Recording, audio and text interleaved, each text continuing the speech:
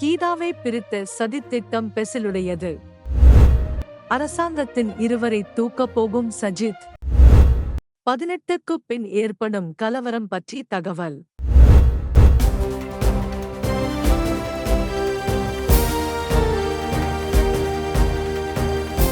The leader දේශයට මග කියන ප්‍රවෘත්ති පෙළගැස්ම.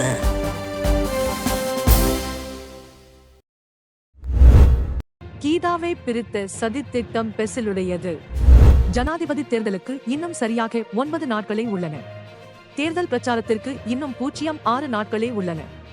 18ஆம் திகதி நள்ளிரவு 12 மணிக்குள் அனைத்து பிரசாரங்களும் நிறுத்தப்பட வேண்டும். 3 அல்லது 4 முக்கிய வேட்பாளர்களின் பிரச்சார உத்திகள் மீதமுள்ள 5-6 நாட்களில் தங்கள் வெற்றியை உறுதிப்படுத்தும் இறுதி நடவடிக்கையை தொடங்கியுள்ளன. நாடு எதிர்நோக்கிய பொருளாதார நெருக்கடியிலிருந்து ரணில் எவ்வாறு நாட்டை மீட்டெடுத்தார் என்பதை மென்மேலும் ஊக்குவிக்குமாறு ரணிலின் பிரசாரத்திற்காக வெளிநாட்டிலிருந்து வந்த அணியைச் சேர்ந்த David, Ruben, James, Andrew, Cathy, Madeline ஆகியோர் ஆலோசனை வழங்கியுள்ளனர். பொருளாதார நெருக்கடியை தீர்க்க ரணிலால் முடியும் எனவும் எதிர்வரும் நாட்களில் அதனை மேலும் உறுதிப்படுத்துவார் எனவும் அவர் தெரிவித்துள்ளார். ரணிலை நாடு இழந்தால் இன்னும் 4 மாதங்களில் மீண்டும் கியூ யுகத்திற்கு செல்ல வேண்டிய நிலை ஏற்படும் என்ற அச்சத்தை சமூகமயப்படுத்த டேவிட் குழு அறிவுறுத்தியுள்ளது. ஏமிரண்டேம் அலுவலகத்தைச் சேர்ந்த டேவிட் குழு மனுஷா குழுவுடன் சேர்ந்து வியூகத்தை திட்டமிட்டுள்ளது. இளம் முன்னாள் அமைச்சர் ஒருவர் தனி பிரச்சாரத்தை தொடங்கினார். திசைகாட்டியை தாக்கும் கொரில்லா பிரச்சாரம் லோரிஸ் லேன் அலுவலகத்தில் இருந்து முன்னெடுக்கப்படுகிறது. இதற்கிடையில் ரணிலின் குடும்ப உறுப்பினர்கள் பிரசாரத்தை அதிகரிக்க பேசி வருகின்றனர். அதற்காக ரணிலின் 2 சகோதரர்களான நிரஞ்சன், சன்னா ஆகியோர் தங்களது நண்பர்கள் சிலருடன் ஜனாதிபதி செயலக அதிகாரிகள் சிலருடன் இணைந்து தனி பிரசார அலுவலகத்தை திறந்தனர். செய்திகளின்படி அலுவலகம் 5 நட்சத்திர சினமன் கிராண்ட் ஹோட்டலில் அமைந்துள்ளது. வெள்ளையர்கள் செய்யும் பிரச்சாரம் போதாது என்பது அவர்களின் கருத்து. எனினுமா ரணிலின் பிரசாரத்தின் விளம்பர பக்கம் முழுமையாக ரணிலின் இளைய சகோதரர் நிரஞ்சனிடம் ஒப்படைக்கப்பட்டுள்ளது. நிரஞ்சன் ஒரு புத்திசாலி தொழிலதிபர், ஊடக நிறுவன உரிமையாளர். இப்போது நிரஞ்சன் தரப்பு வேலை எடுத்த பிறகு விளம்பர பிரச்சாரம் சரியான முறையில் முன்னெடுக்கப்படுகிறதாம். தற்போது அதற்கான பணிகள் தொடங்கப்பட்டுள்ளதாக கூறப்படுகிறது. ரணிலின் மற்றொரு சகோதரரான ஷண்ண விக்ரமசிங்க ரணிலின் முழு பிரச்சாரத்தையும் ஒருங்கிணைத்து வருவதாக வதந்தி பரவியுள்ளது. ஷண்ணவும் ஒரு பிரபலமான தொழிலதிபர். இவர்கள் இருவரும் ரணிலின் பிரசார பணிகளில் ஈடுபட்டாலும் அவர்கள் இருவர் உட்பட ரணிலின் குடும்ப உறுப்பினர்கள் அரசியல் விவகாரங்களில் தலையிட வந்ததில்லை என அமைச்சர்கள் கூறுகின்றனர். இதற்கமைய ரணில் சார்பில் சிறிய கட்சி தலைவர்கள் மற்றும் வர்த்தக குழுக்களையும் ஷண்ணா சந்தித்து வருகிறார். அதனால்தான் இப்போது சிலர் ஷண்ணவை அதிகாரப்பூர்வமற்ற பிரச்சார மேலாளர் என்று அழைக்கிறார்கள். இவ்வளவு காலம் கடமையாற்றிய வஜிர சாகலவும் கூட அவரவர் தொகுதிகளில் பணிபுரிய சென்றுவிட்டனர். வழமை போன்று கடந்த திங்கட்கிழமையும் ஜனாதிபதி ரணில் ஃப்ளவர் வீதி பிரசார அலுவலகத்திற்கு சென்றார். அடுத்த சில நாட்களுக்கான பிரச்சார திட்டங்கள் குறித்து லன்சா, பிரசன்ன, வஜிர ஆகியோரிடம் கேள்வி எழுப்பினார். நாட்டை மீண்டும் கட்டி எழுப்பவே நான் வருகிறேன். என்னால் விலகிச் செல்ல முடியாது. இந்த வழியை தவறவிட்டால் நாடு அழிந்துவிடும் என ஜனாதிபதி அதன் போது குறிப்பிட்டுள்ளார். அதைத்தான் நாங்கள் மக்களுக்கு விளக்குகிறோம். மக்கள் பேரணிகளை விட பொக்கெட் மீட்டிங்களை நடத்துவதே மிகப்பெரிய நன்மை பயக்கும் என்று முன்னாள் அமைச்சர் மனுஷா கூறினார். கென்வஸ் செய்வது சிறந்த தீர்வு. நான் கம்பஹாவில் கென்வஸ் செய்கிறேன். அதிக பாக்கெட் சந்திப்புகள் உள்ளன. பலர் திசை காட்டி குறித்து பேசினாலும் பலர் அமைதி காத்து வருகின்றனர். அந்த வாக்குகள் உங்களுக்கு விழும் என்று அமைச்சர் பிரசன்ன கூறினார். ஆம், நீங்கள் கிராமத்து மக்களுக்கு உண்மையை சொல்லுங்கள். பொய் சொல்லி எனக்கு வெல்ல தேவையில்லை. இவ்வாறான சந்தர்ப்பங்களில் பொய் சொல்லி வெற்றி பெற்றால் ஓரிரு மாதங்களாகும் போது பெரிய சிக்கல் வரும் என்று கூறி அந்த கலந்துரையாடலை ஜனாதிபதி முடித்து வைத்தார். ரணில் தரப்பினர் இயலும் என்று ஓடிக்கொண்டிருந்தாலும் ரணில் அனுர டீல் பற்றிய கதையை தொடர்ந்து இழுத்துச் செல்லும் முடிவில்தான் சஜித் தரப்பு இருக்கிறது. ரணிலனுரா ஒப்பந்தம் இதோ. அனுரவின் விஞ்ஞாபனம் ரணிலின் குடும்பத்திற்கு சொந்தமான அச்சு நிறுவனத்தினால் அச்சிடப்பட்டுள்ளது. அவமானம், கேவலம் என நேற்று முதல் ஐமச ஆதரவு ஊடகங்களில் செய்திகள் உலவ ஆரம்பித்துள்ளன. ரணிலுக்கு கொடுக்கும் வாக்கு அனுரவுக்கு கொடுப்பது போன்றது. அனுரவுக்கு வாக்களிப்பது ரணிலுக்கு வாக்களிப்பதற்கு சமம் என பாராளுமன்ற உறுப்பினர் ராஜகருணா கூறுகிறார். ரணிலனுரா போலி ஒப்பந்தம் என்ற கதையை எழுப்பியவுடன் அனுர வெற்றி பெற்றால் நாட்டை ஆளப்போகும் ஜெப்போ என்ற கொலைகாரனை பற்றிய அச்சத்தை சமூகமயமாக்கி எஞ்சிய நாட்களில் அதிக எடை போட ஐமச பிரச்சார குழு முடிவு செய்துள்ளது. தற்போது சஜித்திடம் 38% உள்ளது. ரணிலை ஆதரிப்பவர் களிடம் இருந்து இன்னும் 10% கிடைத்தால் நமக்கு நல்ல பலன் கிடைக்கும் என்று நவீன் கூறினார். இப்போது ஜலனியம் பிரச்சாரம் செல்ல ஆரம்பித்து விட்டார். சில காலம் ஜியலின் சிஷ்யராக இருந்த சட்டத்தரணி ஷிரால் லத்திலக்க தனது முகநூலில் புடு நினைக்கும் விதம் என விசித்திர குறிப்பொன்றை இட்டிருந்தார். சந்திரிகாவுக்கு காக்கா பிடித்தார். ஆனால் பிரதமர் பதவியை பெற முடியவில்லை. மகிந்தவிடம் இருந்தும் பிரதமர் பதவியை பெற முயன்றார். ஆனால் முடியவில்லை. இம்முறை லுரசன ஜலனியின் உயாயபை ஊடாக பயணித்து அவரது மனதை வெல்ல முயன்றார். ஜலனி என்னை பிரதமராக்குவார், ஐயோ இப்படியும் நினைக்கும் நபர்கள் என்று ஸ்ரீலால் குறிப்பிட்டுள்ளார். அந்த வகையில் எஞ்சிய 5-6 நாட்களுக்கான பிரசாரத்தை ரணிலும் சஜித்தும் திட்டமிட்டுள்ள நிலையில் வழக்கம் போல் பிரச்சாரத்தை தொடர திசைகாட்டி தரப்பு தீர்மானித்துள்ளனர். திசைகாட்டியினர் ரணிலையும் சஜித்தையும் ஒரே குவியலாகத்தான் பார்க்கின்றனர். நிறம் வித்தியாசமாக இருந்தாலும் நடத்தை சற்று வித்தியாசமாக இருந்தாலும் இருவருக்கும் ஒரே கதைதான் என்கிறது திசைகாட்டி. எனினும் திசைகாட்டிக்கு எதிராக ரணில் தரப்பிலிருந்தும் சஜித் தரப்பிலிருந்தும் சேரும் சகதியும் வாரி இறைக்கப்படுகிறது. இத்தகைய அவதூறுகளுக்கு எதிராக உடனடியாக சட்ட நடவடிக்கை எடுக்க திசைகாட்டியின் சட்டக்குழு நியமிக்கப்பட்டுள்ளது. ஐமச எம்பி திஸ்ஸ அத்தநாயக்கவிடமிருந்து 100 கோடி ரூபாய் நட்டஈடு கோரி திசைகாட்டியின் எம்பி ஹரிணி அமரசூரிய கொழும்பு மாவட்ட நீதிமன்றத்தில் வழக்கு தாக்கல் செய்துள்ளார். திசைகாட்டி அரசாங்கத்தின் கீழ் கண்டி தலதா பெரஹரா நிறுத்தப்படுவதாக அறிவித்த திஸ்ஸ அத்தநாயக்க ஜனாதிபதி தேர்தல் பேரணியின் போது அப்பட்டமான பொய்யை கூறினார் என்று கூறியே இந்த வழக்கு தாக்கல் செய்யப்பட்டுள்ளது. திசைகாட்டியின் ஓய்வு பெற்ற இராணுவ கூட்டமைப்பைச் சேர்ந்த ஒருவர் கூறிய சர்ச்சைக்குரிய கருத்து அண்மைய நாட்களில் சமூக ஊடகங்களில் வைரலானது. அந்த நபர் அவ்வாறானதொரு கதையை சொல்லவே இல்லை என்று ஜேவிபியின் பொதுச் செயலாளர் டில்வின் சில்வா கூறுகிறார். யாரேர் வாய்ஸ் ஓவர் செய்து சோசியல் மீடியாவில் போட்டுள்ளனர் என்றும் அவர் கூறுகிறார். இப்போது அந்த பிரச்சினை சிஐடி விசாரணையில் இருக்கிறது. ரணில் தரப்பிலிருந்தும் சஜித் தரப்பிலிருந்தும் பாரிய சேறுபூசும் நடவடிக்கை ஆரம்பிக்கப்பட்டுள்ளதாக டில்வின் தெரிவித்துள்ளார். ரணில் சஜித் அனுர அப்படி எஞ்சி 5-6 நாட்களுக்கு தமது பிரச்சாரத்தை திட்டமிட்டுக் கொண்டிருக்கும் போது நாமல் சும்மா இருக்கவில்லை. ரணிலுடன் இருக்கும் மொட்டு அமைச்சர்களின் இமேஜை அழித்து அவர்களுடன் இருக்கும் மொட்டு ஆதரவாளர்களை வெற்றி கொள்வதே நாமல் தரப்பின் பிரதான இலக்கு. எஞ்சிய நாட்களில் ரணிலுக்கு கிடைக்கவிருக்கும் மொட்டின் வாக்குகளை தடுத்து நிறுத்துவதே நாமல் தரப்பின் திட்டமாக இருக்கிறது. நமல்லாவின் பிரச்சாரத்திற்கு ஐமச தரப்பிலும் அதிக ஆதரவு உள்ளது. ஏனெனில் அமைச்சர் பிரசன்ன, மகிந்தானந்த, ரோஹித்த, எஸ்எம் ஆகியோரை தாக்கும் பதிவுகளை சமூக வலைதளங்களில் சிலர் பகிர ஆரம்பித்துள்ளனர். அது மாத்திரமன்றி சஜித் நாமல் இருவருக்குமான பொது எதிரி ஜனாதிபதி ரணில்தான் என்பதை அவர்களின் கதைகளில் இருந்து அறிய முடிகிறது. இதனால் சஜித்துக்கும் நாமலுக்கும் இடையில் ஒப்பந்தம் என ரணில் தரப்பிலிருந்து பெரும் பிரச்சாரம் ஆரம்பிக்கப்பட்டது. கீதாவும் சஜித்தும் இணைவதற்கு முன் பெசிலை சந்தித்து ஆலோசனை பெற்றுள்ளதாக செய்திகள் தெரிவிக்கின்றன. எதுவாயினும் இம்முறை சஜித்தும் நாமலும் இரகசியமாக இணைந்து செயற்பட வேண்டியுள்ளது. அதுதான் அரசியல். ஏனெனில் ஒரு சிறு தவறு செய்தால் இருவரின் அரசியல் வாழ்க்கைக்கும் ஆபத்து. அதனால்தான் சில நேரங்களில் விஷம் சுவையாக இருக்கும் என்று கூறப்படுகிறது. மேலும் அரசியலில் நிரந்தர எதிரிகளோ நண்பர்களோ கிடையாது என்பதை அறியாத முட்டாள் வாக்காளர்களை அனுதாப பட்டியலில்தான் சேர்க்க வேண்டும். இந்த தேர்தலில் அரசியல் கட்சிகளை விட 3-4 ஆண்டுகள் தான் உயர்ந்திருக்கின்றன. அந்த வகையில் ரணிலால் நாட்டை கட்டி எழுப்ப முடியும் என்று கூறுபவர்கள்தான் ரணிலுக்கு தெய்வங்கள்.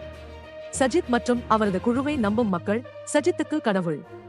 இருந்தாலும் ஒன்று, செத்தாலும் ஒன்று நினைப்பவர்கள்தான் மாற்றத்துக்காக ஏகேடியை விரும்புகிறார்கள். போராட்ட வீரர் என அழைக்கப்படும் சிந்தன தர்மதாச இவ்விடயத்தை பின்வருமாறு விவரிக்கின்றார். ஓட்டை விழுந்த உள்ளாடை அணிந்தவர்கள் அனுரவுக்கு வாக்களியுங்கள். ஓட்டையில்லா உள்ளாடை அணிபவர்கள் ரணிலுக்கு வாக்களியுங்கள். உள்ளாடையே அணியாதவர்கள் சஜித்துக்கு வாக்களியுங்கள். ரொம்ப சிம்பல் என்று குறிப்பிட்டுள்ளார். அரசாங்கத்தின் இருவரை தூக்கப் போகும் சஜித். வேட்பாளர்களின் ஊடகங்களும் பிரச்சாரக்காரர்களும் 5-6 நாட்களாக பிரசார பணிகளை திட்டமிட்டுக் கொண்டிருக்கும் வேளையில் சஜித்துக்காக லக்ஷ்மண் பொன்சேகாவும் ரணிலுக்காக வஜ்ரவும் ரவிக்காக தனி ஆட்டத்தில் ஈடுபட்டுள்ளனர். ரணில் தரப்பிலிருந்து ஒரு சில தலைவர்களை தூக்குவதற்கு லக்கி முயற்சி செய்து வரும் நிலையில் ஐமச கூட்டணியின் 2-3 தலைவர்கள் வஜ்ரவையும் ரவியையும் தூக்க முயற்சிக்கின்றனர். ரணிலுக்கு ஆதரவான மலையக கட்சி ஒன்றின் தலைவரை அழைத்து வருவதற்காக லக்கி இந்நாட்களில் இரவும் பகலும் ஓடுவதாக செய்திகள் தெரிவிக்கின்றன. அது மாத்திரமன்றி வடமேற்கு மாகாணத்தில் அரசியல் தலைவரை தூக்குவதற்கும் பெரும் முயற்சி எடுக்கப்பட்டு வருகின்றன.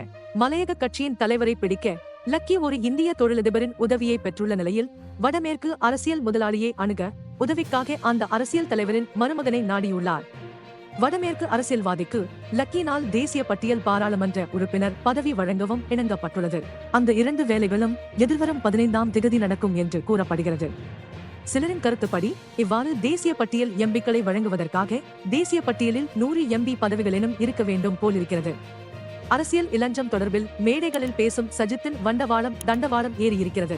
இது குறித்து கருத்து தெரிவித்துள்ள அரசியல் விமர்சகர் ஒருவர், சுஜாதாவின் மகனாக சஜித் புள்ளிகள் குவித்தாலும் அதிகாரம் வாங்கும் விஷயத்தில் எல்லா அரசியல்வாதியும் ஒன்றுதான் என்பதை சஜித்தின் செயல்பாடுகள் நிரூபித்துள்ளன என்று குறிப்பிட்டுள்ளார். 18க்கு பின் ஏற்படும் கலவரம் பற்றி தகவல். கம்பஹா மாவட்டத்தில் திசை காட்டியின் உள்ளூர் தலைவர்கள் என்று கூறிக்கொள்ளும் சிலர் அமைச்சர் பிரசன்னவை சந்தித்தனர். ஜேவிபியின் முன்னாள் மாகாண சபை உறுப்பினர் ஒருவர் இதற்கான ஏற்பாடுகளை செய்துள்ளார். சார், நாங்கள் ஜனாதிபதிக்கு வேலை செய்ய விரும்புகிறோம் என்று அந்த கூறியது. ஏன் திடீரென்று எங்களுடன் சேர விரும்புகிறீர்கள என்று அமைச்சர் பிரசன்ன கேட்டார். அனுர வெற்றி பெற்றால் இந்த நாடு இரத்த குளமாகிவிடும்.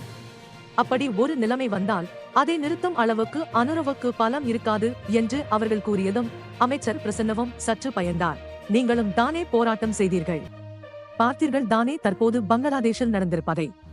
இருந்தாலும் காலம் சென்றாவது நீங்கள் உண்மையை புரிந்து கொண்டதே பெரிய விஷயம் என்று அமைச்சர் பிரசன்ன கூறினார். நாங்கள் கோல்ஃபேஸ் மைதானத்திற்கு சென்றோம், ஆனால் வீடுகளை எரிப்பதில் நாங்கள் ஈடுபடவில்லை என்று வந்தவர்கள் சொன்னார்கள். சரி, இனி நாம் ஒன்றாக வேலை செய்வோம் தம்பி. இந்த நேரத்தில் நாட்டை காப்பாற்றக்கூடிய தலைவரிடம்தான் நாங்கள் இருக்க வேண்டும். இம்முறை தவறினால் நாட்டின் எதிர்காலமே முடிந்துவிடும். நீங்கள் சொல்வது சரிதான், சரியான முடிவு எடுத்துள்ளீர்கள். இந்த புரிதல் முக்கியமானது. நீங்கள் புரிந்து கொண்டதை கிராமங்களில் உள்ள மற்றவர்களிடமும் சொல்லுங்கள் என்றார் அமைச்சர் பிரசன்ன. வழக்கத்தை விட இம்முறை தேர்தல் வன்முறைகள் குறைந்ததாக தோன்றினாலும் தேர்தல் முடிவுகள் வெளியான பிறகும் ஏதாவது ஆபத்து நேரிடும் என்ற உணர்வு நிலவுகிறது. மூத்த ஊடகவியலாளர் ரசிக ஜெயக்கொடி தனது முகநூலில் பின்வரும் குறிப்பை பதிவு செய்துள்ளார். உத்வேகம் மற்றும் பயம் இரண்டையும் உணர்கிறோம் என்று ரசிகர்கள் கூறுகிறார்கள். இந்த நேரத்தில் இலங்கை சமூகத்தில் ஒரு புரட்சி ஏற்பட்டுள்ளது. சில சமயங்களில் இந்த புரட்சியை பற்றி நான் உத்வேகமாகவும் சில சமயங்களில் பயமாகவும் உணர்கிறேன். புரட்சிகரமான சமூகத்தின் பல்வேறு அடுக்குகளை ஒன்றிணைப்பதால் உத்வேகம் ஏற்படுகிறது. ஏனெனில் இது வேறு இலக்குகள் மற்றும் வண்ணங்களை கொண்ட வண்ணமயமான மக்களை ஒரே பேனரின் கீழ் கொண்டு வருகிறது. ஒரு பெரிய மனித நதி ஒரே கொடியின் கீழ் ஒரே கோஷத்தின் கீழ் திரண்டிருப்பதை பார்ப்பது மிகவும் உற்சாகமான காட்சியாகும். ஆனால் அந்த எழுச்சியூட்டும் ஓவியத்தில் தனி மனித உருவங்களை பார்க்கும் போது ஒரு சிறிய பயம் ஏற்படுகிறது. சுகதபால டி சில்வாவின் மரசாத் நாடகத்தின் சில உரையாடல்கள் நினைவுக்கு வருகின்றன. கிழிந்த காலணியுடன் இருந்த ஒரு மனிதனுக்கு புரட்சிக்கு பிறகு புதிய செருப்பு கிடைக்கும் என்று நினைத்து புரட்சியில் சேர்கிறான். ஒரு மோசமான ஆடை அணிந்தவர் புரட்சிக்கு பிறகு புதிய ஆடைகளை பெறுவார் என்று நினைத்து புரட்சியில் சேர்கிறார். பட்டினியால் வாடும் ஒருவன் புரட்சிக்கு பிறகு உணவு கிடைக்கும் என்று நினைத்து புரட்சியில் ஈடுபடுகிறான். சுதந்திரம், சமத்துவம் மற்றும் நீதிக்கான புரட்சியில் அறிஞர்கள் மற்றும் புத்திஜீவிகள் இணைந்துள்ளனர். ஒடுக்குமுறையிலிருந்து விடுதலை கிடைக்கும் என்று நினைத்து கலைஞர்களும் எழுத்தாளர்களும் புரட்சியில் ஈடுபடுகிறார்கள். புரட்சிக்கு பிறகு மேட்டுக்குடிகளின் அரண்மனைகளை கொள்ளையடிக்கலாம் என்று நினைத்து கொள்ளைக்காரர்கள், குண்டர்கள் புரட்சியில் இணைந்தனர். இவர்கள் அனைவரும் புரட்சியை அவரவர் வழியில் பார்க்கிறார்கள். ஒவ்வொருவரின் தேவைகளும் வேறுபட்டவை, ஒன்றுக்கொன்று முரண்படுகின்றன. இவர்களில் பலருக்கு புரட்சி என்றால் என்ன என்று புரியவில்லை. மறுபுறம் புரட்சி என்றால் என்ன என்பதை அனைவரும் புரிந்து கொள்ளும் ஒரு நாளுக்காக காத்திருந்தால் புரட்சி ஒருபோதும் நடக்காது.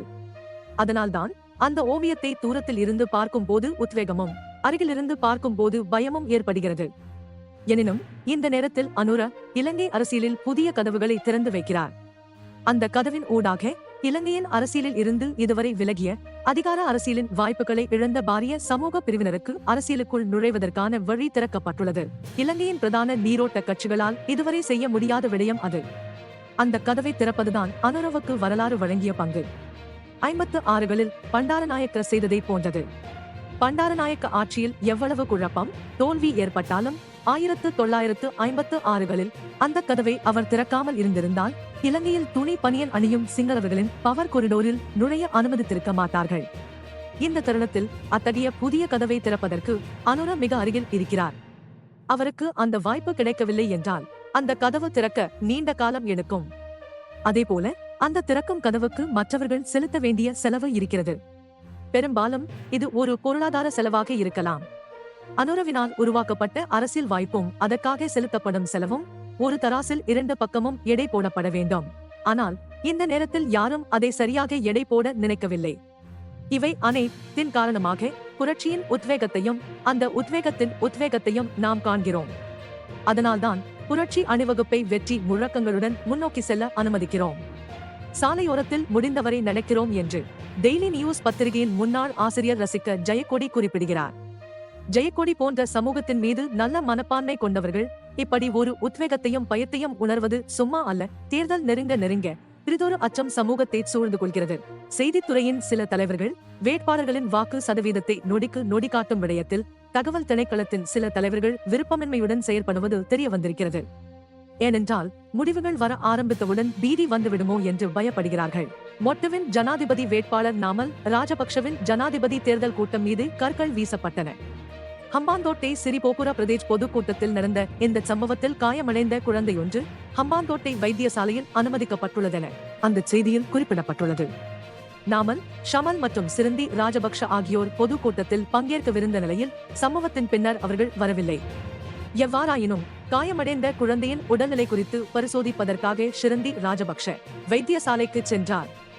ஐமசவின் புதிய ஊடக பேச்சாளராக நியமிக்கப்பட்டுள்ள ரோஹிணி கவிரத்ன எம்பி இன்னொரு பயங்கரமான கதையையும் கூறுகிறார். இப்போது உங்கள் உயிரை காப்பாற்ற வேண்டுமானால் சஜித்துக்கு ஆதரவளிக்கவும் என மொட்டுவின் ஜனாதிபதி வேட்பாளர் நாமலுக்கு ரோஹிணி தெரிவித்துள்ளார்.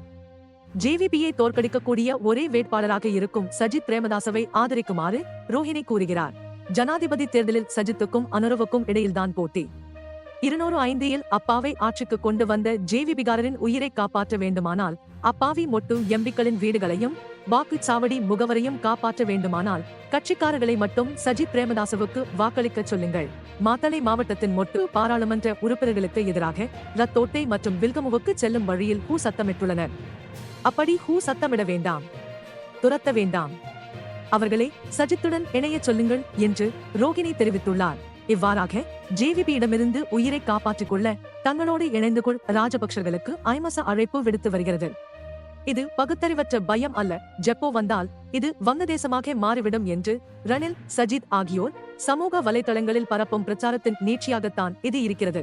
எவ்வாறாயினும் நேற்றைய தினம் இடம்பெற்ற ஊடகவியலாளர் சந்திப்பில் ஜேவிபியின் செயலாளர் டில்வின் சில்வா அந்த கதைகளுக்கு பதிலளித்தார். அந்த கதையை ரோகிணியின் கதையுடன் பொருத்துங்கள். கோட்டாபயவை அழைத்து வருவதற்காக ஈஸ்டர் தாக்குதலை நடத்தியவர்கள் 18ஆம் திகதிக்கு பின்னர் மோதல்களை ஏற்படுத்தலாம் என்று திசைகாட்டி மீது சுமத்தப்பட்ட குற்றச்சாட்டுகளுக்கு பதிலளிக்கும் விதமாக டில்வின் கூறுகிறார்.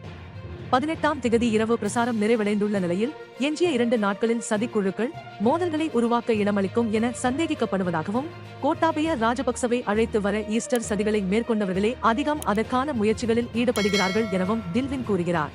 எப்படியும் தேர்தலுக்கு இன்னும் 9 நாட்களே உள்ளன.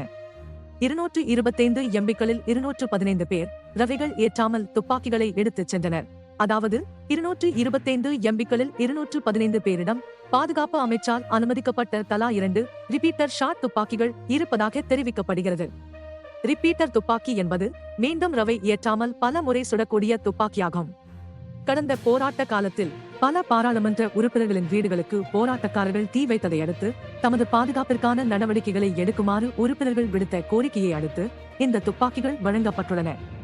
ரிப்பீட்டர் வகையிலான இந்த துப்பாக்கிகள் அந்தந்த எம்பிக்களுக்கு வழங்கப்படுவது அவற்றை மீளப்பெறும் நோக்கத்தில் அல்ல. எனவே 21ஆம் திகதி தேர்தல் மட்டுமல்ல நடக்க இருக்கிறது, உளவுத்துறை சோதனையும் கூடத்தான். ஆகஸ்ட் 2022 வரை முற்றிலும் அமைதியான நாடு இது. உரம் பெற்ற விவசாயிகள் வயல்களுக்கு சென்றனர், குழந்தைகள் பாடசாலைக்கு சென்றனர், மக்கள் வேலைக்கு சென்றனர். சிரமங்கள் இல்லை என்றும் இல்லை. ஆனால் மக்கள் சுதந்திரமாக சுவாசித்தார்கள். சமூகத்தில் வகுப்புவாத பயம் இல்லை. மக்கள் சாப்பிட்டார்கள், குடித்தார்கள், பயணங்களுக்கு சென்றனர். கஷ்டத்திலேனும் வாழ்க்கையை அனுபவித்து வாழ்ந்தார்கள். ஆனால் தற்போது சமூகத்தில் ஒரு தெளிவான அதிர்ச்சி ஏற்பட்டுள்ளது. சமூகம் பெரும் மன அழுத்தத்துக்கு உள்ளாகி வருகிறது. அப்படிப்பட்ட சமுதாயம் நமக்கு தேவையில்லை. 2022க்கு மீண்டும் செல்ல எங்களுக்கு வாக்கு தேவையில்லை. தேர்தல் முடிவுகளுக்கு பின்னர் கூட 2022க்கு மீண்டும் செல்ல விரும்பவில்லை. எனவே மனிதகுலத்திற்குள் யாராவது புத்திசாலித்தனமாக வேலை செய்தால் முதலில் அனைத்து வகையான வன்முறைகளையும் நிராகரிப்போம். மீதியை பிறகு பார்க்கலாம். எங்களுக்கு இன்னொரு வங்கதேசம் வேண்டாம். அதனால் இன்றைக்கு அவ்வளவுதான்.